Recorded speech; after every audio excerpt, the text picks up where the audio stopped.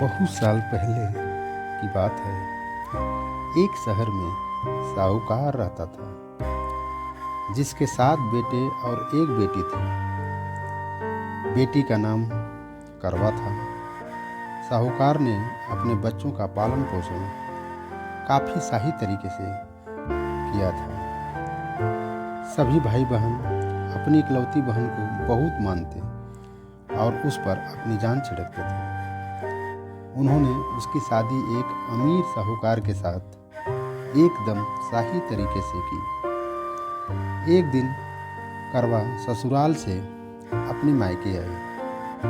तभी भाइयों ने उसका जोरदार स्वागत किया। उन्होंने पहले अपनी बहन को खाना खिलाया और फिर खुद खाया। इसके बाद सभी एक साथ बैठकर बचपन की यादें साझा करने लगे। इसी तरह कुछ दिन बीतते चले गए। एक दिन शाम को जब करवा के 7 भाई बहन अपने काम से घर लौटे तो उन्होंने देखा कि उनकी बहन काफ़ी उदास होकर बैठी थी। अपनी बहन करवा को उदास देखकर सभी भाई चिंतित हो गए। वह तुरंत उसके पास गए और उदासी का कारण पूछने लगे। इस पर करवा ने बताया कि उसने अपने पति के लिए करवा चौथ का उपवास रखा है और चाँद के इंतजार में सुबह से ही भूखी प्यासी है। जैसे ही चाँद निकलेगा वह उसे देखकर अपना उपवास तोड़ेगी। यह सुनकर भाइयों का मन भी उदास हो गया। वो सभी करवा के इस कष्ट को नहीं देख पाए, खासकर उसका सबसे छोटा भाई, जिसे करवा से सबसे अधिक स्नेह था। बहन को भूखा प्यासा देख सभी भाई कुछ ऐसा उपाय सोचने लगे जिससे कि वे अपनी बहन का कष्ट दूर कर सकें। तभी उन्हें एक तरकीब सूझी। सभी भाई तुरंत एक पीपल के बड़े पेड़ के पास पहुंचे।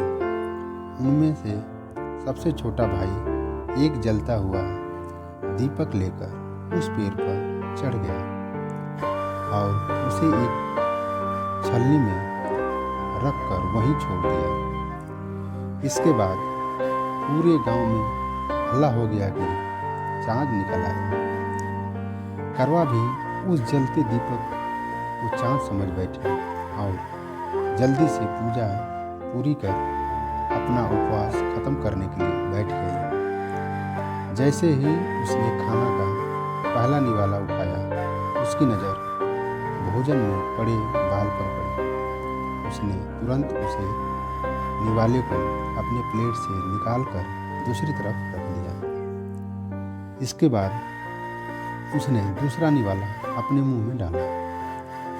तभी उसके दांतों में एक कंकड़ आ फंसा। उसने झटपट उस निवाले को भी प्लेट से हटा दिया। इसके बाद उसने तीसरा निवाला अपने मुंह में रखा कि तभी उसे एक बुरी खबर मिली। करवा को पता चला कि उसके पति की मृत्यु हो गई। यह सुनते ही करवा पूरी तरह से टूट गई और जोर जोर से रोने लगी। कुछ समय बीतने के बाद उसे अपने पति की मृत्यु की सच्चाई का पता चला। उसे जानकारी मिली कि उसके भाइयों के कारण उसने दीपक को चाँद समझ लिया था और अपना उपवास खत्म किया था। इस वजह से देवता नाराज हो गए और उसके पति को मृत्यु की दंड की सजा सुनाई। सच्चाई का पता चलने के बाद करवा ने अपने पति का अंतिम संस्कार नहीं करने का प्रण लिया। देखते देखते 1 साल बीत गया। करवा अपने पति के मृत शरीर के पास ही बैठी रही। वह रोजाना अपने पति के शव को साफ करती और वहां उगने वाली घासों को भी हटाती रहती थी। 1 साल के बाद फिर से करवा चौथ का पर्व आया। हमेशा की तरह सभी महिलाएं इस व्रत को करने के लिए एक साथ जुटी। इसमें उसकी 7 भाभियां भी थीं। शाम के समय पूजा समाप्त करने के बाद जब करवा की सभी भाभी उसके पास पहुंची तो उन्होंने करवा को आशीर्वाद मांगने को कहा। इस पर करवा ने सभी से एक एक करके अपने पति को जीवित करने का वरदान मांगा। करवा की यह मांग उसकी भाभी पूरी नहीं कर सकती थी।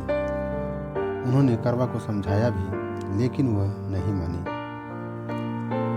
फिर उसकी एक भाभी ने बताया कि उसके छोटे भाई की वजह से ही ऐसा हुआ, तो उसकी छोटी भाभी ही इस स्थिति को ठीक कर सकती हैं। यह सुनकर करवा अपनी छोटी भाभी के पास गई और उनके पैर पकड़कर अपने पति को जीवित करने का आशीर्वाद मांगने लगी। पहले तो उसकी छोटी भाभी ने बहुत टाला, लेकिन अंत में उसकी छोटी भाभी ने अपनी तर्जनी उंगली को काटकर उसमें से अमृत की एक बूंद करवा के मृत पति के ऊपर डाल दी।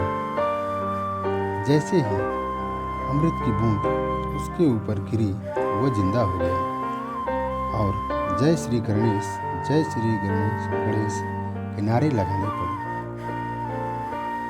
इस घटना के बाद से ऐसी मान्यता है कि करवा चौथ का व्रत करने से गौरी शंकर खुश होते हैं और महिलाओं के सुहाग की रक्षा का वरदान देते हैं। दोस्तों, इस कहानी से हमें यह सीख मिलती है कि इंसान को हमेशा सच्ची भक्ति से पूजा पाठ करनी चाहिए। अगर इसमें किसी प्रकार की कमी रहती है तो उसके बुरे परिणाम भुगतने भी हम ही को पड़ते हैं। दोस्तों, यहीं पर हम इस कहानी का समापन करते हैं।